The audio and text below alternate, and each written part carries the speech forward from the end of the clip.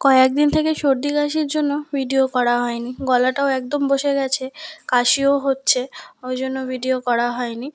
তো আজকে সোমবার, মেয়ের পরীক্ষা ছিল 7টা থেকে সাড়ে 8টা পর্যন্ত। তো মেয়েকে স্কুলে নিয়ে গেছিলাম, ভোর 4:30টার সময় উঠেছিলাম, সব কাজ টাজ সেরে মেয়েকে স্কুলে নিয়ে গেছিলাম। তারপরে মেয়েকে পরীক্ষা দিয়ে নিয়ে এসে বাড়িতে রেখে আমি এখন একটু যাচ্ছি বাজারের দিকে। শরীর খারাপ থাকার জন্য বাজারে আসা হয়নি, ঘরে সেরকম কোনো সবজি টবজিও ছিল না, মাছ মাংসও ছিল না। তো সেই জন্যই বাজারে চলে এসেছিলাম। তো এখান থেকে আমি কিছু সবজি নিচ্ছিলাম, একদমই সবজি ছিল না, পেঁয়াজ রসুন এগুলো সব শেষ হয়ে গেছিলো। তো সর্দির জন্য কয়েকদিন একদম কিছু খেতে পারছিলাম না। তো আজকে খুব ঝাল ঝাল করে চিকেন খেতে ইচ্ছা করছিলো, আর পুঁই ডাঁটা খেতে ইচ্ছা করছিলো।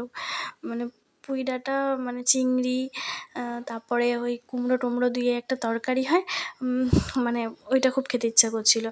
তো ওইটা নিয়েছিলাম, আর নিয়েছিলাম ইডলি। তো বাড়ি এসে সেটাই খেয়ে নিচ্ছিলাম। আর কী জানো তো, সর্দি লাগলে না সেরকম কিছু খেতে ভালো লাগে না, কেন জানি না আজকে ওই দুটো জিনিস খুব খেতে মন যাচ্ছিলো, সেজন্য নিয়েও চলে এসেছিলাম। তো খাওয়া দাওয়ার পরে খানিকক্ষণ রেস্ট নিয়ে একটু রান্নাঘরে চলে গেছিলাম, দিয়ে আস্তে আস্তে রান্নাটাও করে নিয়েছিলাম। যেহেতু শরীরটা খুব একটা ভালো লাগছে না, সবসময় মাথা ব্যথা করছে, আর সর্দির জন্য কাশিও হচ্ছে, সর্দিটাও যেন প্রচণ্ড বাজে একটা অবস্থা। তো আমি এদিকে সমস্ত রান্নাবান্না করেই নিয়েছিলাম, ভিডিও করা হয়নি।